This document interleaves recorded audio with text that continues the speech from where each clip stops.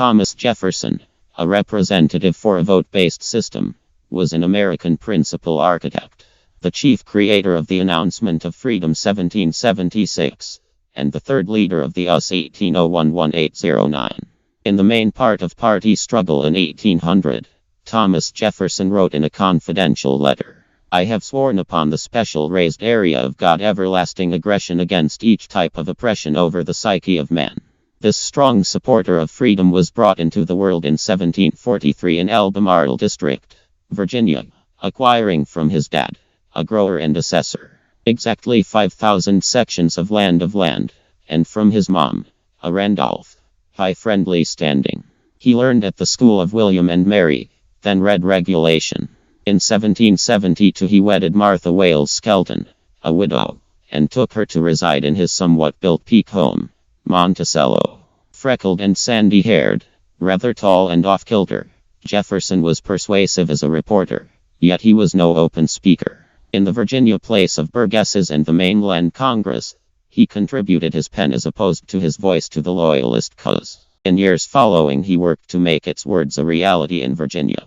Most outstandingly, he composed a bill laying out strict opportunity, sanctioned in 1786. Jefferson succeeded Benjamin Franklin as pastor to France in 1785.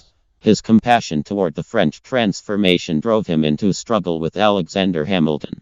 When Jefferson was Secretary of State in President Washington's bureau, he surrendered in 1793. Sharp political clash created, and two separate gatherings, the Federalists and the popularity-based Conservatives, started to shape.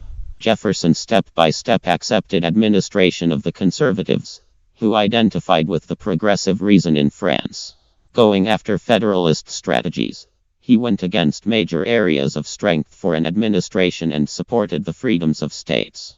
As a hesitant contender for president in 1796, Jefferson came extremely close to political decision. Through a defect in the Constitution, he became VP, albeit a rival of President Adams. In 1800 the imperfection caused a more difficult issue. Conservative balloters, endeavoring to name both a president and a VP from their own party, cast a tie vote among Jefferson and Aaron Burr. The place of delegates settled the tie. Hamilton, disdaining both Jefferson and Burr, in any case asked Jefferson's election. When Jefferson expected the administration, the emergency in France had passed. He cut armed force and naval force uses, cut the financial plan, disposed of the expense on Bourbon so disliked in the West, yet paid off the public obligation by a third.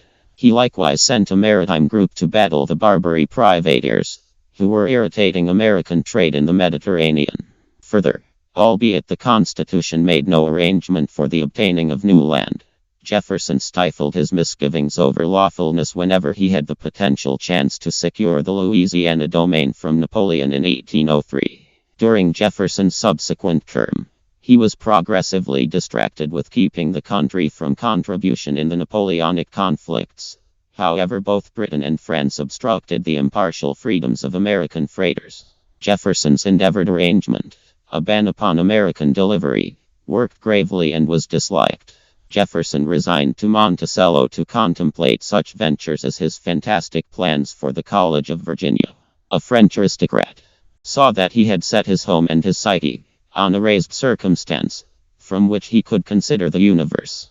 He kicked the bucket on July 4, 1826.